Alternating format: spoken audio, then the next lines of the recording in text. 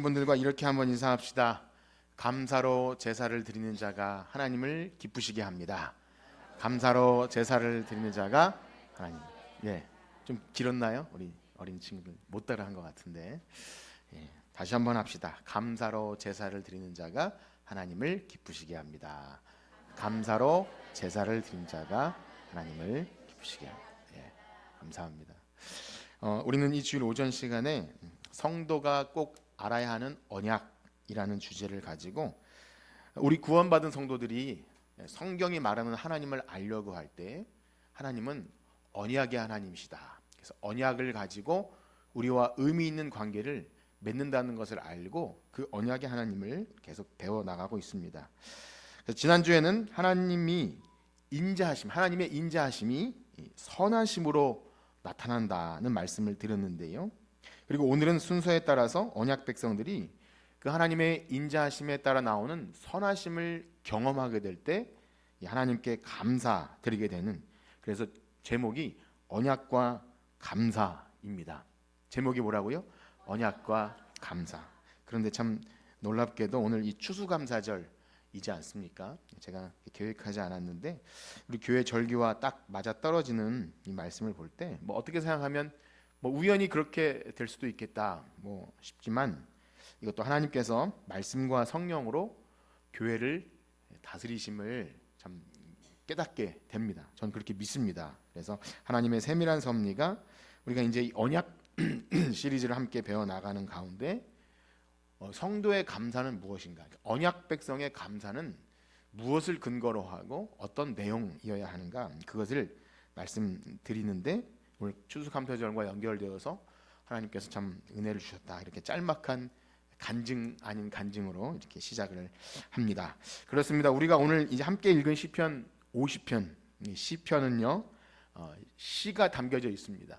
우리 교회에 이제 얼마 나오지 않으신 분들은 구약 성경이 많이 있지만 그 가운데 한 150편으로 구성된 시가, 믿음의 선배들이 하나님의 인자와 자비를 경험한 사람들이 그렇게 적어놓은 시가 있는데, 특별히 오늘 읽은 시편 50편은요 감사시, 하나님께 감사하는, 물론 시에는 감사가 굉장히 많지만 오늘 그 시편도 많이 읽을 텐데요, 우리에게 익숙한 구절이 오늘 우리가 함께 인사한 감사로 제사를 드리는 자가 나를 영화롭게 하나니, 이 말씀이 우리 귀에 익숙한 시편이 50편이죠.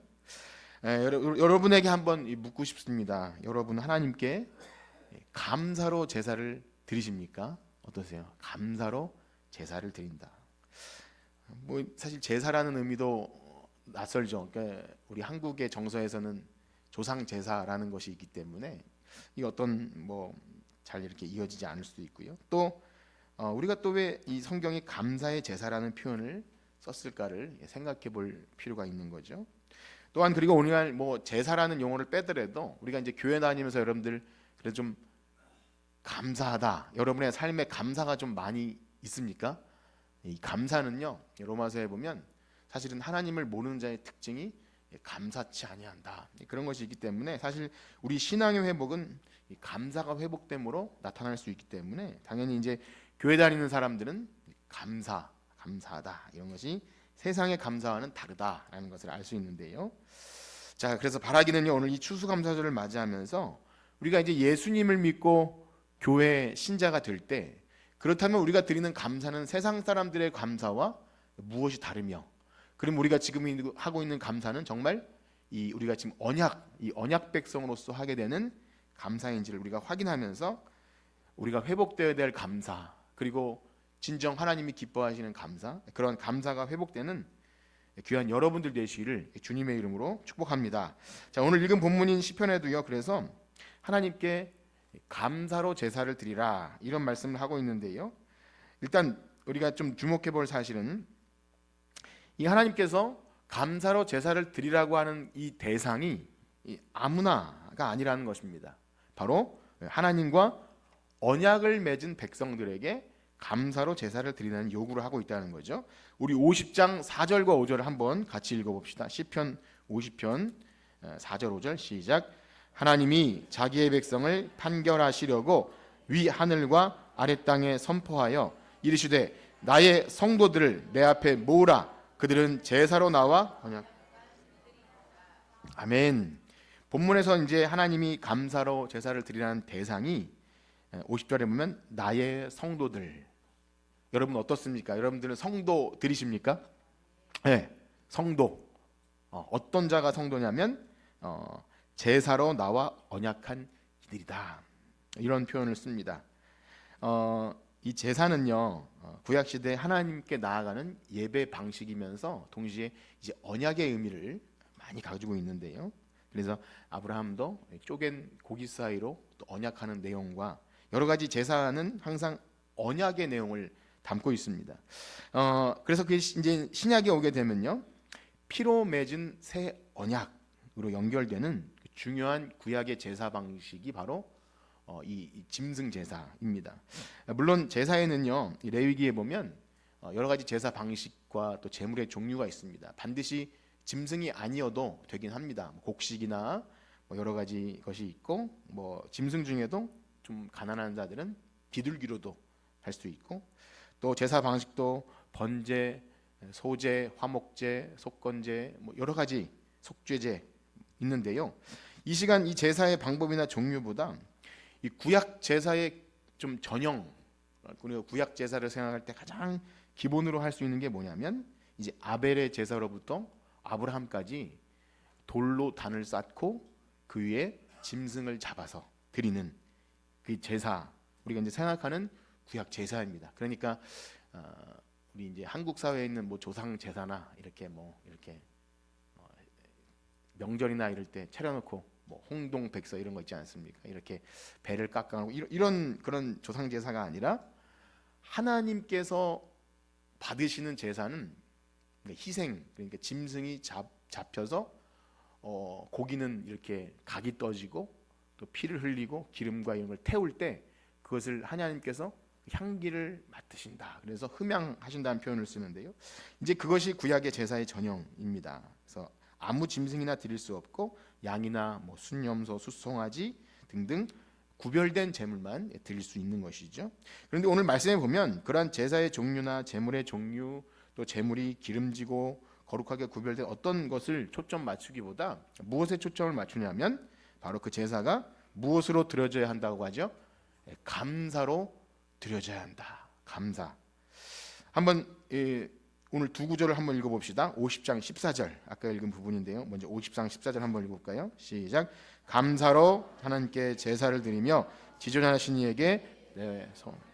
23절입니다. 23절 시작. 감사로 제사를 드리는 자가 나를 영원롭게 하나니 그의 행위를 옳게 하는 자에게 내가 하나님의 구원을 보이. 아멘. 말씀드린 대로 구약 제사 방식이 많고 하나님은 굉장히 꼼꼼하게 어떤 형식과 절차와 또 제사장들이 해야 되는 제사 방식 많은 것을 담아 놓으셨음에도 오늘 이 형식과 절차와 제사법에 초점을 맞추지 않고 여기 감사의 제사를 드리라고 명령하신 이유는 무엇일까요? 하나님께서 왜 이 감사가 모든 제사의 전제가 되어야 한다고 말씀하시는 것입니까?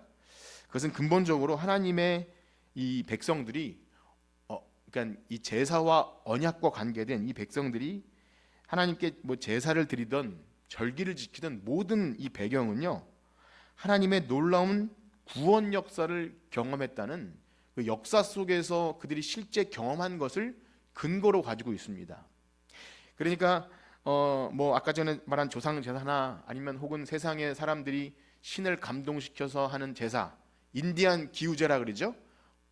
그 당시에 구약 시대에도 가나안 족속들은 몸을 상하게 하면서까지 자녀를 불에 들이면서까지 자기 소원을 이루기 위해서 엄청난 제사를 드려요. 그들도 제사인데요. 그런 제사가 아니라는 겁니다. 그래서 하나님께 감사의 제사를 드리는 데는 항상 그들이 역사 속에서 경험한 어디 나가세요?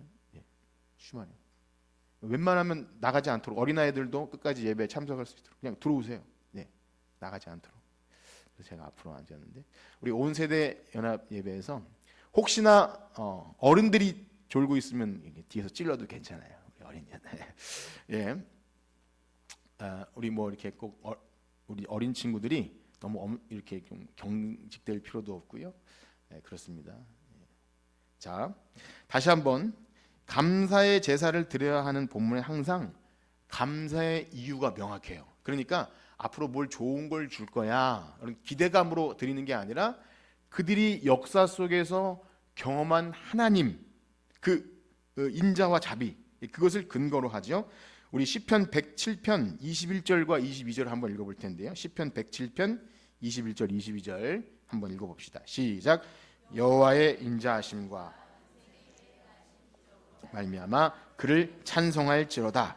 감사제를 드리며 노래하며 그가 행하신 일을 선포할지어다. 아멘. 우리 어린 친구들 다 같이 잘 읽었나요? 예, 성경 말씀을 잘 읽어야 돼요. 오늘 성경 말씀 여러 군데 읽을 텐데 무엇을 인하여 찬송하라고 하냐면 여호와의 인자하심과 인생에 행하신 기적으로 말미암아. 우리 기적 좋아하죠, 기적. 그런데 바로 어떤 배경이 있는 거예요. 이스라엘 백성들에게 하신 놀라운 사건. 그러니까 그들이 실제 경험한 사건을 근거로 하나님께 감사의 제사를 드리라 말하는 거죠. 여기서 특별히 우리가 이제 언약을 배우기 때문에 107편 21절에 여호와의 인자하심과 우리 인자라는 단어를 떠올리면 항상 헤세드도 떠올리셔야 되고 언약의 신실하신 하나님을 떠올리셔야 돼요. 그냥 어떤 뭐 부처님이나 아니면 세상에 저 사람 인자해 이런 단어를 생각하지 마시고 언약 관계 안에서 하나님이 언약 백성에게 베푸시는 그 헤세드로 말하는 인자. 그 구약 성도들은 그걸 근거로 하나님을 찬송하는 겁니다. 우리 어린 친구들 한번 따라해 볼까요? 헤세드. 네. 그래도 교회 좀 다녔는데 헤세드 우리나라 말 아니고요. 저 히브리어인데 인자로 번역돼. 인자와 자비와 긍휼과 사랑과 뭐 은혜 다 번역되는 단어 헤세드. 하나님의 인자. 그것을 인자라고 말하는 것을 선하심으로 경험한 그 백성들이 하나님께 예배할 때 그것을 감사의 제사라고 말합니다. 궁극적으로 자신이 받은 구원은요, 이 인자하심이 그냥 더 말씀드리겠지만 단순히 특별한 어떤 기적적인 사건, 뭐 홍해가 갈라지고 뭐 바위에서 샘이 나오고 이것을 포함하고 있지만 궁극적으로는요, 이스라엘 백성들이 종과 노예 상태에서 하나님의 인자하심, 그 언약의 신실하심으로 아브라함과 이삭과 야곱에게 약속하신 그 언약을 신실하게 지켜서 그들을 그 종과 노예 그 가운데서 건져내신 그것을 두 글자로 뭐라 그러죠? 구원이에요. 주일학교 학생 얼마나 똑똑해. 구원이죠. 구원. 그 당시에는 포로에서 탈출하는 사건이지만 그것은 구원의 예표입니다. 예고편이죠. 죄와 사망의 그늘에서 비참하게 종으로 살던 그렇게 예수님을 모르는 사람들은 다 안타깝지만 죄와 사망의 그늘에서 마귀의 종이 되어서 평생 죽음을 위해 달려가다가 그냥 그렇게 죽는 거예요. 그런데 우리를 그 자리에서 건지셨다. 출애굽 사건은요, 이집트에서 탈출하는 그 사건은 그들이 인생 속에서 경험한 하나님의 인자하심이에요. 하나님의 인자하심, 언약의 신실하심. 그래서 언약과 감사가 그렇게 연결이 돼요. 이들이 감사의 제사를 드릴 때는 역사 속에서 하나님이 인생에 가신 놀라운 기적을 기억하면서 그 하나님을 떠올리면서 예배합니다. 그래서 이 시간 일일이 다 찾아볼 수 없지만 구약 성경에서 항상 감사가 올려질 때는요, 감사와 찬송이 올려지는 본문에는 항상 이 하나님의 인자와 자비로 말하는 언약, 그래서 헤세드로 말하는 인자가 항상 거의 언급이 되고 그리고 하나님께 감사의 제사를 드리게 된다는 내용이 나옵니다. 대표적으로 여호와께 감사하라. 그의 선하심과 인자하심이 영원하미로다. 우리 136편 1절과 2절 한번 읽어볼까요? 136편 1절과 2절 다 같이 읽어봅시다. 시작. 여호와께 감사하라. 그는 선하시며 그 인자하심이 영원하미로다. 신들 중에 뛰어난 하나님께 감사하라. 그 인자하심이 영원하미로다. 아멘. 지금 136편을 다 읽지 않고 앞에만 읽었지만 이 뒤에 부분이 계속 후렴으로 반복이 돼요. 여러분 후렴 뭔지 아시죠? 찬송가에서 이제 뒷부분에 똑같은 공통적으로 반복되는, 그래서 그 인자하심이 영원하미로다. 이것을 이제 그 당시에 교송이라 그래서 앞에 부분에 이제 목사님이 여호와께 감사하라. 그는 선하시며, 그러면 여기 앉아 계신 분들이 그 인자하심이 영원하미로다. 신들 중에 뛰어난 하나님께 감사하라. 그 인자하심이 영원. 이게 뭐랑 똑같냐면 우리나라의 그 민요 중에서 쾌지나 칭랑의 그랑 비슷해요. 뭐 그 앞에 잘 모르겠지만 뭐 들녘 개는 달도 밟고 괴지나 징징나. 들어보셨나요? 우리 어린 친구는 그런 노래예요. 시편의 이 내용은요, 구약 성도들이 모든 신들 중에 뛰어나신 하나님께 감사하라, 인자하심이 영원함이로다, 이렇게 즐겁게 이 추수감사절을 보냈던 거죠.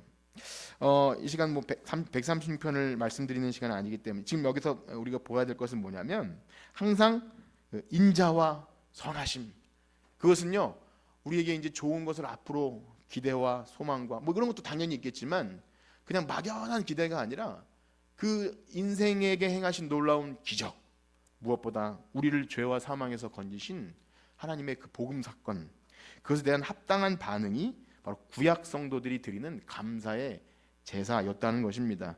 그리고 오늘날 예수 믿고 교회의 신자가 된 우리들이 감사를 드린다고 한다면, 물론 우리는 일상에서 자그마한 일도 감사하는 우리 좋은 분들이신데, 항상 그 감사의 가장 근원적인 것은요, 언약에 신실하신 하나님께서, 우리가 부르는 노래처럼 그 오신실하신 주 가사에 보면 지금부터 영원까지, 이전에도 인도하신 하나님이 앞으로도 인도하실 거라는 그 인자와 자비, 그것이 이제 신실함입니다. 하나님의 신실함. 그 하나님의 신실한 사랑에 대해서 절절하게 알고 경험해야 아까 여러분들에게 말씀드린 감사의 제사가 가능합니다.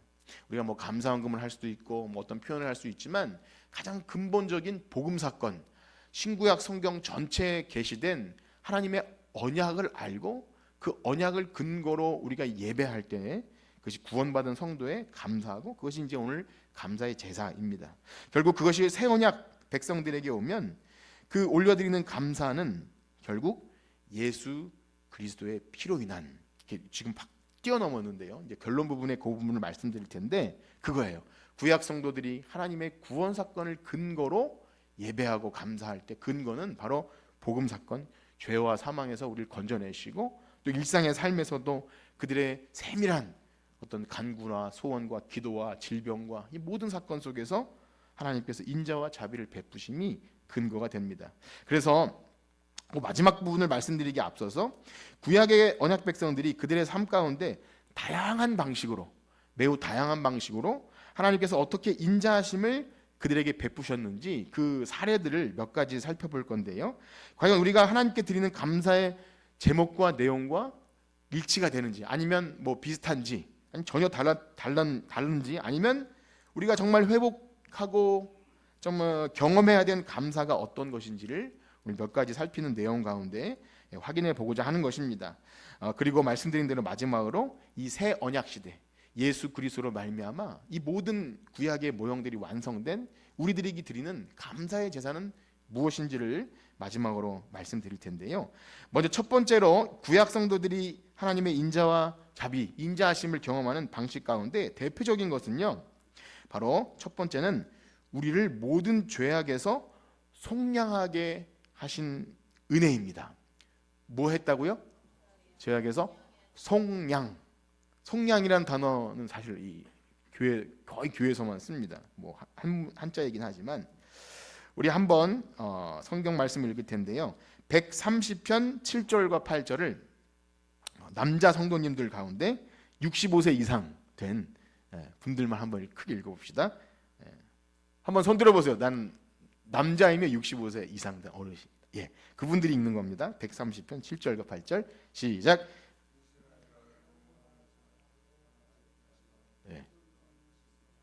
할아버지 목소리들이죠. 자, 다시 한번 큰 소리로 해봅시다. 130편 7절과 8절 시작. 이스라엘아, 여호와를 속량이 있음이라. 그가 이스라엘을 모든 죄악에서 속량하시로다. 아멘. 감사합니다. 제가 부탁드려서 이렇게 읽어주시는 게 너무 감사하네요. 자, 속량은 무엇입니까? 속량은 기본적으로 그 값을 대신하여 치러주신다, 이런 표현이에요. 잘 안 쓰는 표현이죠. 그래서 이것이 똑같은 의미가 바로 구속입니다. 구속. 교회 처음 나와서 이제 구속 이런 단어를 들으면 잘 몰라요. 그래서 경찰, 검사, 검찰청에 구속됐다, 뭐 이런 그게 아니라, 속량 구속은 대신 값을 치르고 샀다는 의미가 있습니다. 그래서 역사 속에서 애굽에서 경험한 이스라엘 백성들이 경험한 구속 속량은 뭐냐면 그들이 종 노예 상태에서 하나님이 값을 치러주셔요. 대신 값을 치러주세요. 사실은 그 값은 이 유월절 어린 양의 피값인데요. 그것을 상징으로 하는데요. 어쨌든 이 죄와 노예로 살던 비참한 인생들을 위해서 하나님이 친히 대신 값을 치러주심으로 그들을 속량하시는 거예요. 그들이 그것을 알았어요. 우리는 도저히 이 노예 종 상태에서 벗어날 수 없는 비참한 그런 인생들인데 하나님께서 인자와 자비로 언약에 신실하신 하나님께서 그들을 구원해 주신 사건, 속량. 그래서 이것은요 죄사함의 은총으로 연결이 됩니다. 그냥 종 노예 상태에서 구속해 주신 것은 당시의 역사적인 사건이고 이것은 영적으로 우리를 죄의 종. 여러분 그거 아세요? 예수님 모르고 이 땅에 살아가는 사람들은 다 죄의 종인 거 아세요? 예, 다 자기 멋대로 자기 마음대로 사는 것 같아도 하나님을 모르는 사람들은요 다 마귀의 종, 죄의 종으로 그렇게 죄 짓다가 죽습니다. 그런데 우리를 죄와 허물 가운데서 구원하심, 그 구원의 의미는요 이 속량의 의미예요. 구속. 그래서 우리 남자 성도님들이 다시 한번 25편 7절 한번 읽어봅시다. 25편 7절 시작. 여호와여 내 젊은 시절에 죄와 허물을 기억하지 마시고 주의 인자하심을 따라 주께서 나를 기억하시되 주의 선하심으로 하옵소서. 우리 시편 51편 1절은 다 같이 읽습니다. 시편 51편 1절 시작. 하나님이여 주의 인자를 따라 내게 은혜를 베푸소서. 내 죄악을 지워. 아멘.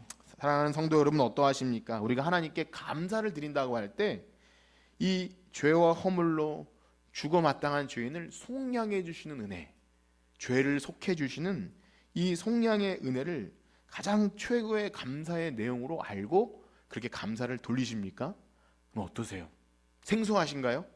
뭐 교회 나오면 죄 사함 받고 이런 거 알죠. 그런데 그것이 내가 최고의 감사의 내용으로 되어 있는가? 이거는요 그냥 있게 되는 게 아닙니다.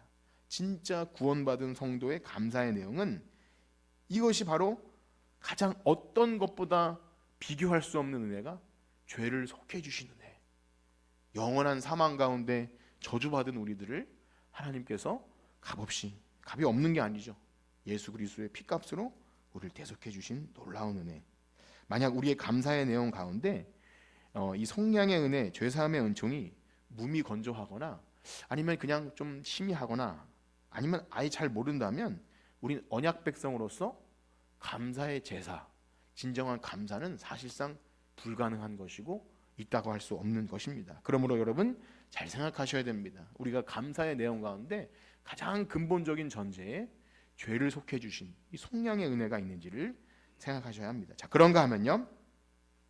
언약 백성들이 하나님께 기도하고 그 기도에 응답이 있는 것도 하나님의 인자를 경험하는 다양한 방식 가운데 또 대표적인 것인데요. 이번의 말씀은 우리 여자 어른 성도님들 65세 이상 되신 우리 성도님들이 한번 읽어봅시다. 66편 19절 20절입니다. 시작.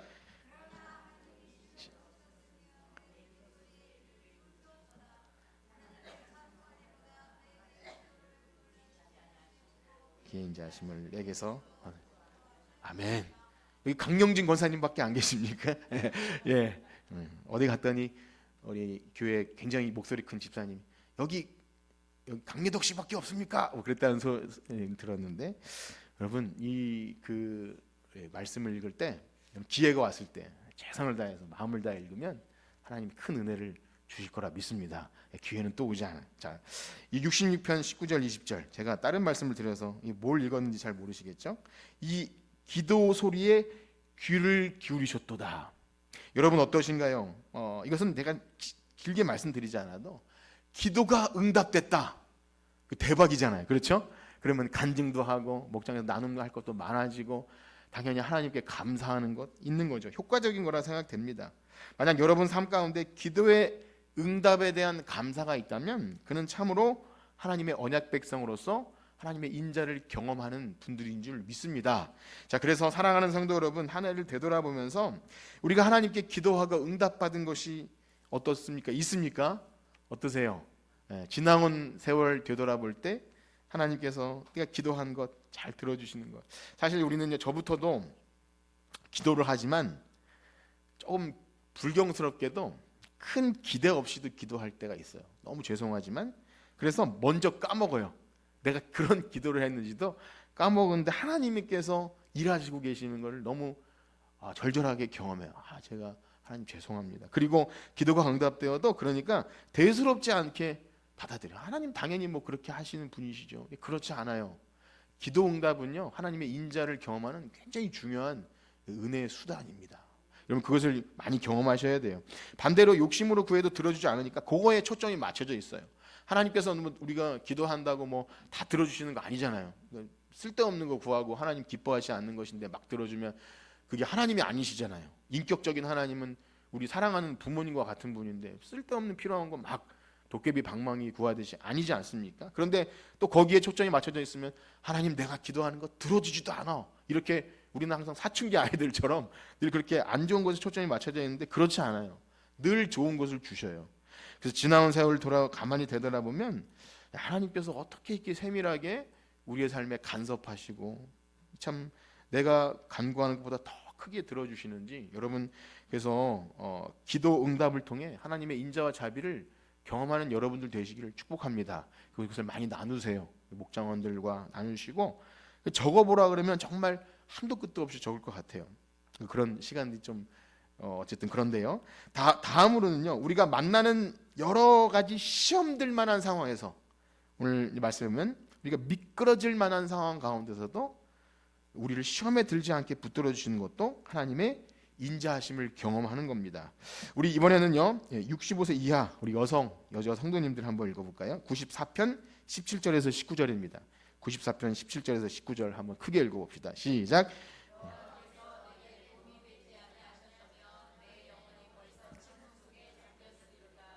여호와야 나의 발이 미끄러진다고 말할 때 주의 인자하심이 나를 붙으셨사. 내 속에 근심이 많을 때 주의 위안이 내 영혼을 즐겁게 하시나이다. 아멘. 여러분 미끄러질 뻔한 경험이 있으십니까? 미끄러질 뻔한 경험. 사실은 우리는 낙심하고 시험에 들 만한 상황이 많죠. 내 실수, 내 잘못된 성격일 수도 있고 또 어쨌든 다른 사람일 수도 있고 어쨌든 우리는 이런 상황에 있을 때 미끄러지게 되면 헤어나올 수 없는 상황이 많죠. 하나님께도 핑계를 대고 다른 사람에게 핑계를 대고 심리학적 전문 용어로 삐짐을 경험하죠. 삐짐을 경험하면 헤어나올 수가 없어요. 그게 굉장히 위험한 겁니다. 호르몬의 작동과 함께 우리의 그 삐짐 그것은 굉장히 위험합니다. 신앙생활을 못하는 상황까지도 오는. 그래서 우리 자신을 볼 때 기도해야 돼요. 하나님 삐지지 않게 해주세요. 그러니까 이유 없이 삐지는 경우도 있고 이유가 있지만 대수롭지 않은데도 그런 경우가 있지 않습니까? 그래서 뭐 그 왜 남녀간에 내가 뭘 잘못했는지 모르면 그것도 모르냐 그러고 어쨌든 그런 게 있지 않습니까? 헤어나올 수 없는 삐짐 이것은 굉장히 위험한 거예요. 그런데요 놀라운 사실은 거기서 헤어나오게 하시는 것도 하나님의 무엇이라고요? 인자하시며 이것은 기도하셔야 됩니다. 우리 인간의 관계 속에서 미끄러질 뻔한 것 시험에 들고 그래서 근심이 많을 때 주의 위안이 내 영혼을 즐겁게 하신 남편이나 자녀가 내게 위안이 안 돼도 주님께서 우리에게 위안이 되심 이거 헤어나올 수 있는 길이죠. 또한 우리가 환난 가운데 있을 때 하나님의 보호하심을 받는 것 역시 하나님의 인자하심 때문입니다. 이번에는 우리 남자 성도님들 가운데 65세 이하 젊은 남성들이 한번 읽어볼 텐데요. 시편 31편 7절 한번 읽어봅시다. 31편 7절 시작. 인자하심을 환난 중에 있는 내 영혼을 아셨습니다. 아멘. 한 절 더 읽읍시다. 59편 16, 17절입니다. 시작. 나는 주의 힘을 노래하며 아침에 주의 인자하심을 높이 부르오니 주는 나의 요새시요 나의 환난 날의 피난처 심이니이다. 나의 힘이여 내가 주께 찬송하리로니 하나님은 나의 요새시며 나를 긍휼히 여기시는 하나님. 아멘. 이 시간 뭐 많은 말씀을 드릴 수 없지만 이 읽은 대상과는 상관이 없는데요. 사실 젊은 남성들에게는 많은 환난처, 피난처가 필요한 것 같아요. 개그 프로에 보니까 남수짤이라고 있어요. 남수짤. 남자가 수명이 짧으니. 쓸데없는 짓을 많이 해요. 우리 남자 애들 보니까 벌써 자전거를 손 놓고 달리고 막 그래요. 쟤네들 수명이 짧을 수밖에. 그래서 환난 날에 정말 피난. 저도 그럴 때가 많아요. 군대 갔을 때 저도 쓸데없는 짓을 많이 하거든요. 괜히 차를 고치려다가 차를 폐차시킬 위기에도 처할 때 하나님 도와주세요. 그래서 그런 웃긴 일이 많아요. 그래서 내가 쓸데없는 짓 할 때 하나님 멍청한 짓 할 때 도와주세요. 그럼 인자하심을 경험해요. 그렇습니다. 이번에는요 중고등부 친구들이 읽을 텐데요. 우리가 사람의 비방에서 구원받는 것도 하나님의 인자하심 때문에. 중학생, 고등학생 한번 읽어봅시다. 17장 7절에서 9절까지 한번 읽어봅시다. 17장 7절에서 9절 시작. 죽게 피하는 자들은 일어나.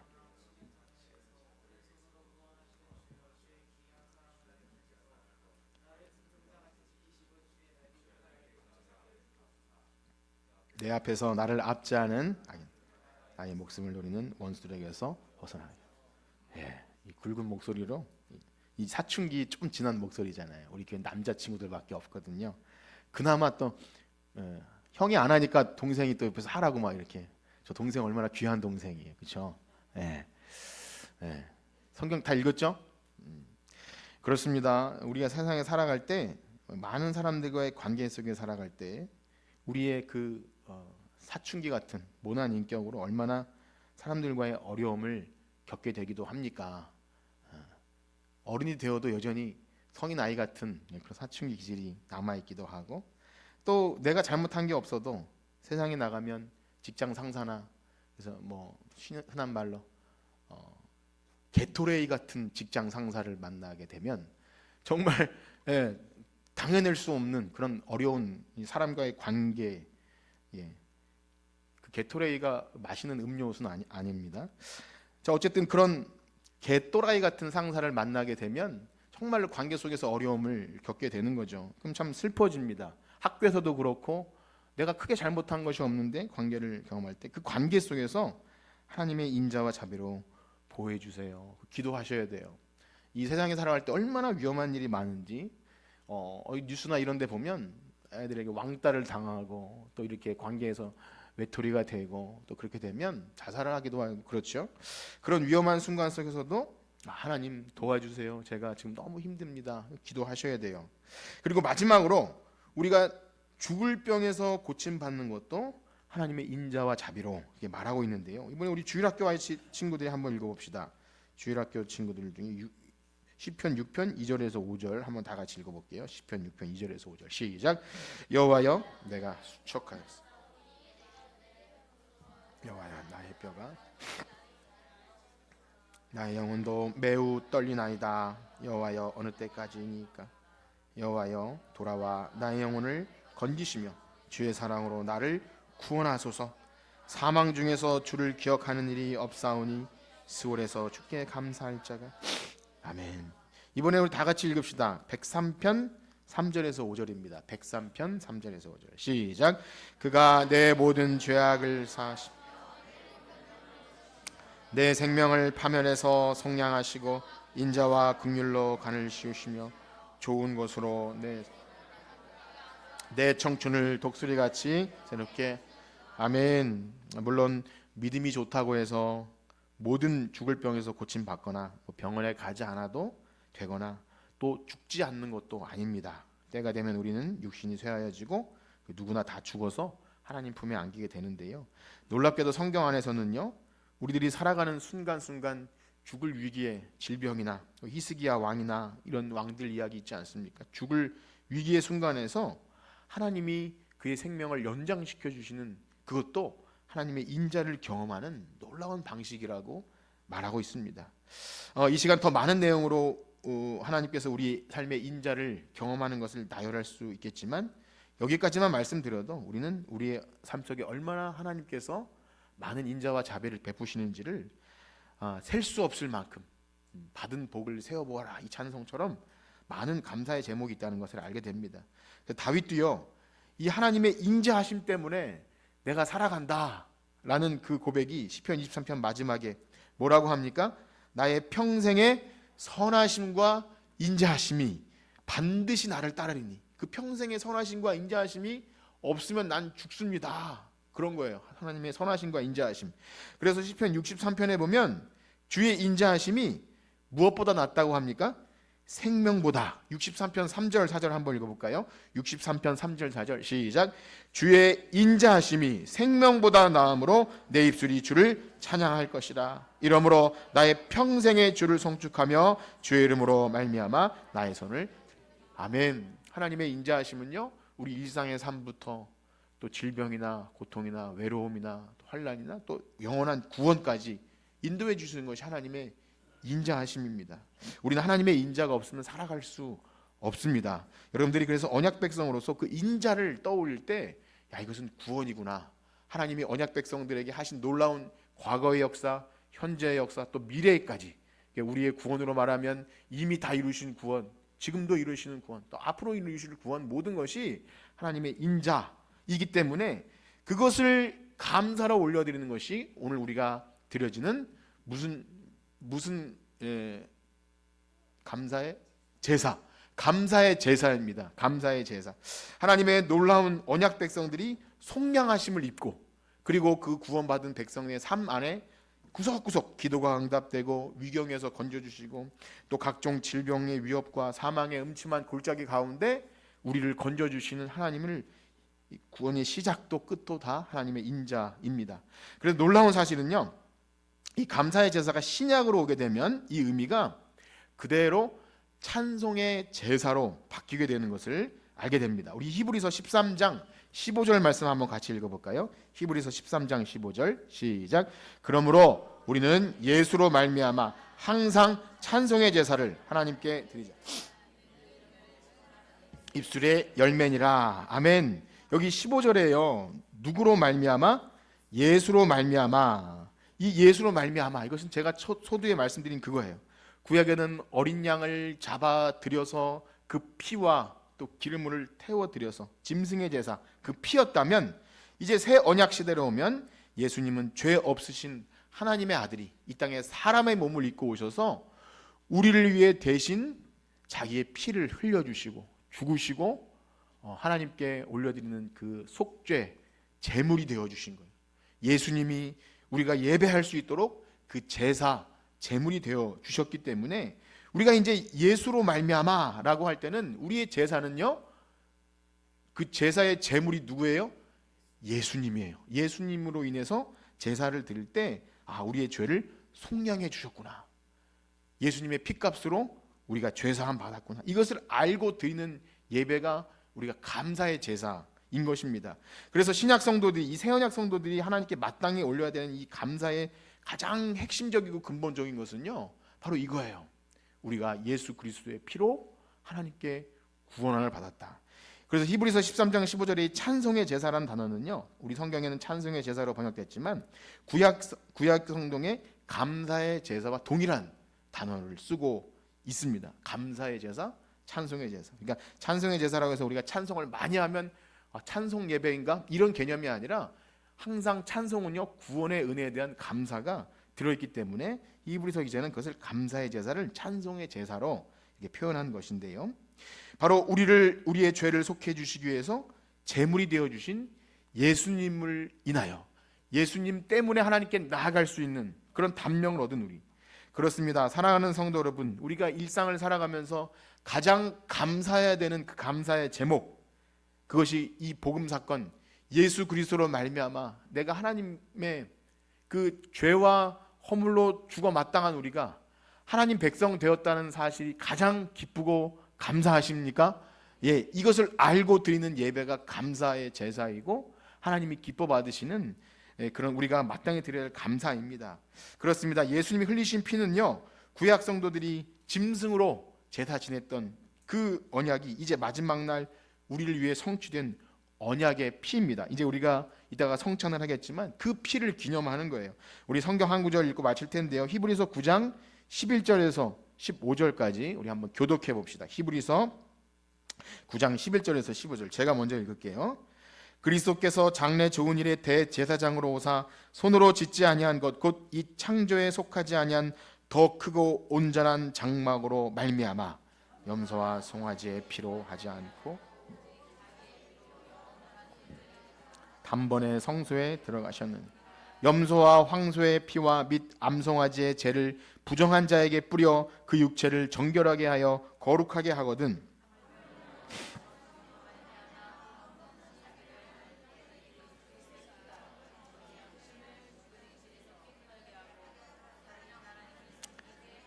함께 읽겠습니다.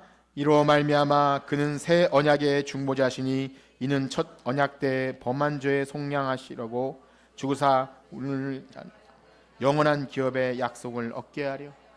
아멘. 우리 12장 24절도 읽읍시다. 12장 24절 시작. 새 언약의 중보이신 예수와 및 아벨의 피보다 더 나은 것을 말하는 뿌린 피니라. 아멘. 우리가 이제 감사의 제사를 드릴 때 이 피를 기억해야 됩니다. 우리 오늘날 새 언약 시대를 살아가는 기독교인들의 감사는요, 뭐 비교급의 감사. 아유, 애기가 다쳤는데 더 많이 안 다쳐서 감사합니다. 뭐 이번에 사업을 했는데 농사를 지었는데 그래도 이렇게 어려운데 요만큼 주셔서 감사합니다. 그것도 감사한 거 맞아요. 근데 이렇게 비교급의 감사나 아니면 좀 유익이 조금 있어서 그 정도가 아니라 성경의 감사는 분명한 하나님의 인자와 자비가 있어요. 성경 66권에 나오는 복음 사건, 나와 같은 허물과 죄로 죽었던 우리를 살리시기 위해서 아들 예수 그리스도를 보내주신 놀라운 구원 사건, 이미 우리를 위해서 다 이루신 구원 사건이 전제되며 동시에 우리가 살아가는 순간순간 그 인자와 자비가 우리를 떠나지 않고 나의 평생의 선하심과 인자하심으로 예수 그리스도의 날까지 우리를 이루심을 믿고 나아갈 때 여러분이 드리는 예배가, 이 주일 예배 또 추수감사절 예배가 하나님이 기뻐하시는 거룩한 산제사, 감사의 제사가 될 줄 믿습니다. 바라기는요, 우리의 삶에 그러한 진정한 감사가 넘쳐나는 언약 백성으로 살아갈 때 세상 사람들이 잠깐 울고 웃고 감사했다 원망했다가 하는 것이 아닌 변하지 않는 감사, 어떠한 상황에서도 흔들리지 않는 이 감사가 여러분들의 삶에 늘 넘쳐나시기를 우리 주님의 이름으로 축복합니다. 아멘. 우리 이제 성찬식을 할 텐데요.